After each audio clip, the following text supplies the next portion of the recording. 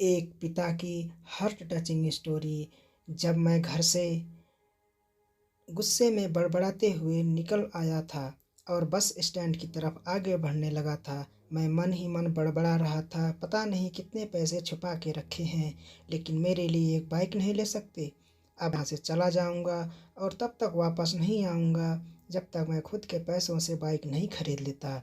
इतना सोच ही रहा था, तभी मेरे पैर में कुछ चुभने का एहसास हुआ। नीचे देखा तो समझ आया कि जल्दबाजी में पापा के जूते पहन आया हूँ। उन जूतों में कील उभरी हुई थी जो मेरे पैरों में बार बार घाव किए जा रही थी।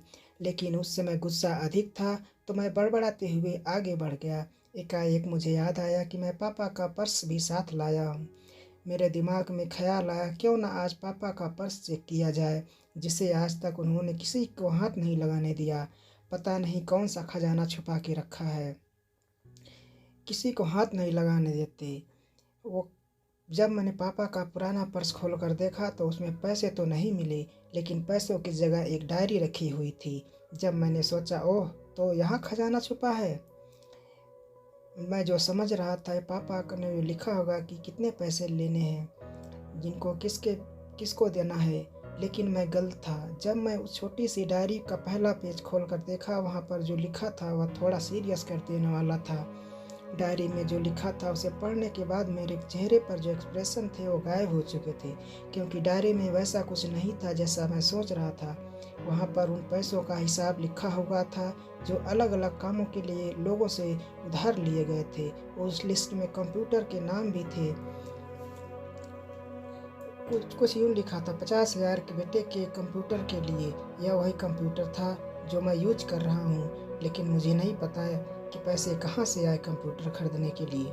लेकिन आज जब पता चला था, मुझे आज भी याद है जब मैंने पहली बार कैमरे के लिए जीत की थी तो पापा ने 2 हफ्ते बाद बर्थडे पर ला कर दिया था, जिसे देख कर मैं बहुत खुश हुआ था। और मुझे खुश देख कर मुझसे कहीं ज़्यादा अगर कोई खुश था तो वो थे पापा। अब मेरे चेहरे पे गुस्सा एकदम गायब हो चुका था। जब मैंने आगे का पन्ना पलटा तो वहाँ कुछ विशेष लिखी हुई थी। पहली थी विश थी कि जो लिखा हुआ था उसे अच्छे जूते पहनना। यह बात मेरी कुछ समझ नहीं आई। तभी मेरी पाँव अचानक सड़क पर भरे हुए पानी पर जा पड़ी।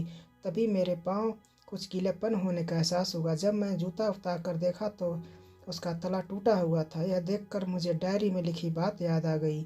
तभी मुझे माँ बाप की कही बात याद भी आ रही थी कि कैसे माँ जब पापा से कहती कि अब पुराने जूते हो गए हैं, नए ले लीजिए, तो पापा अक्सर कहा करते थे कि अभी और चलेंगे, कुछ दिन पहले तो लिए थे। मुझे आज समझ आ रहा था कि कितने दिन और चलेंगे। साथ ही साथ यह भी समझ आ रहा था कि पापा पर्स को क्यों छुपा कर रखते थे। तभी उस डायरी को पढ़ते हुए बस स्टैंड पर खड़ी बेंच पर आकर बैठ गया।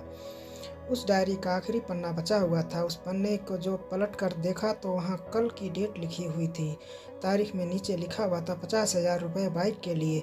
बस इतना पढ़ा और दिमाग सन्न रह गया। अब मेरे मन में कोई सिकवा गला नहीं बचा था। बस मेरी आंखों से आंसू चले जा रहे थे। मुझे आज तक नहीं पता था जब मैं क्यों रोए जा रहा था। अब मैं जल्दी से घर की तरफ भागा, लेकिन जूतों की वजह वह कील पाँव तक घाव कर बनाने में कामयाब हो चुकी थी। मैंने जूतों को रास्ते में निकाल कर फेंक दिया और भागते लड़खड़ाते घर पहुंचा, लेकिन पापा घर पर नहीं थे। मैं समझ गया वह कहाँ थे। मैं सीधा पास वाली बाइक एजेंसी की तरफ भागा। पता नहीं आज कहाँ से इतनी ताकत आ गई थी। मैं भागते हुए थक नहीं रहा था और वह भी बिना जूतों के, नंगे पैर। जैसे ही मैं बाइक एजेंसी पहुंचा, पापा वहीं थे। मैं पापा को दौड़कर गले लगा लिया। मेरी आंखों से आंसू रुकने का नाम नहीं ले रहे थे। पापा को समझ नहीं आ रहे थे आखिर क्या हो रहा है, क्यों रो रहा हूँ। मैंने पापा से कहा, मुझे बाइक नहीं चाहिए, आप अपने लिए जूते ले लीजिए। अब आज से जो भी करूँगा अपनी मेहनत के बलबूते पर करूँगा। दोस्तों, वीडियो पसंद आया हो तो इसको एक लाइक ज़रूर कीजिए, अपने दोस्तों के साथ शेयर कीजिए और इस चैनल को सब्सक्राइब करना बिल्कुल ना भूलिए। वीडियो देखने के लिए आप लोगों का बहुत बहुत धन्यवाद।